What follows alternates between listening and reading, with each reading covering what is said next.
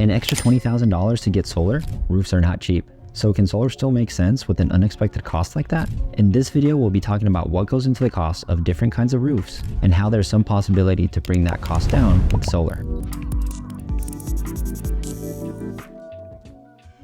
Hi, I'm Tom with Premier Roof Solar. I've been helping homeowners save money on their power bills for the last 6 years with renewable energy.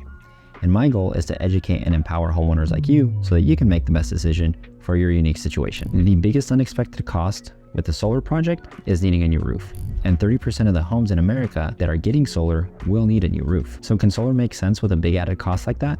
Like most things, it depends. So let's dive into the different types of roof costs and how solar can help with that. In a previous video, I covered part of the solar installation process and how and when new roofing is needed. Depending on your roof, there are different ways this is done. For shingle or other asphalt type roofs like Torchdown, there are two options. Number one, a full tear off and replace, and number two, a recover. The names pretty much describe the process. With a tear off, all of the top material and the underlayment is removed. Typically, this is also going to come with all new flashing on all the vents and other openings on your roof, as well as new edge metal. This is also when the sheathing, or decking as it's also called, can be inspected thoroughly for wood rot. That being said, if you haven't had long time leaks, your decking is typically fine. If there is wood rot, then some of that decking will need to be replaced. Your decking or sheathing is either plywood or 1x boards. Replacing these will of course have an added labor and material cost. For a recover, there is an additional layer of shingles that is added to your existing layer or layers.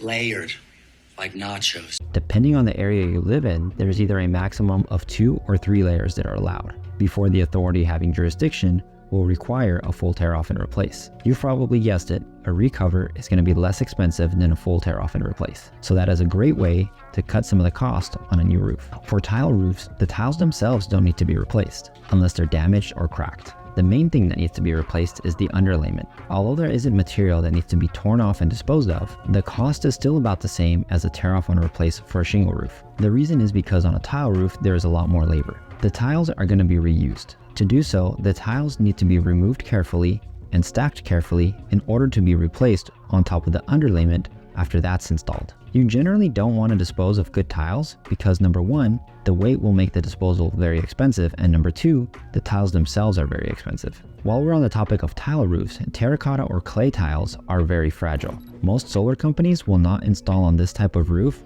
unless you're adding an additional layer of asphalt underneath the tiles. They do this as an extra precaution to prevent against leaks, and it allows them to move around the roof freely without breaking a bunch of your tiles. And you guessed it, that is an added cost as well. Some additional factors that will affect the cost of a new roof are the size, the pitch, the number of layers that need to be removed, the types of tiles, damaged or rotted wood, and the accessibility. This is with regard to getting the material on the roof. Now, we talked about one way to lower the cost of a roof if you have a shingle or asphalt type roof. The other way to help lower the cost of the roof is solar itself. Now, I'm not a CPA, so please talk to your tax expert about this. We need an expert. I'm just going to share what I've seen many of my clients do successfully. When a new roof is required to do solar, it can be considered as part of the solar project. So if you're purchasing the system, you could get 30% back on the cost of the roof as well. But let's say you're doing a lease. I've had many clients who have gotten the cost of the roof back in just a few years through the amount of money that they're saving on their electricity bill. I've even had some projects where we were able to add the cost of the roof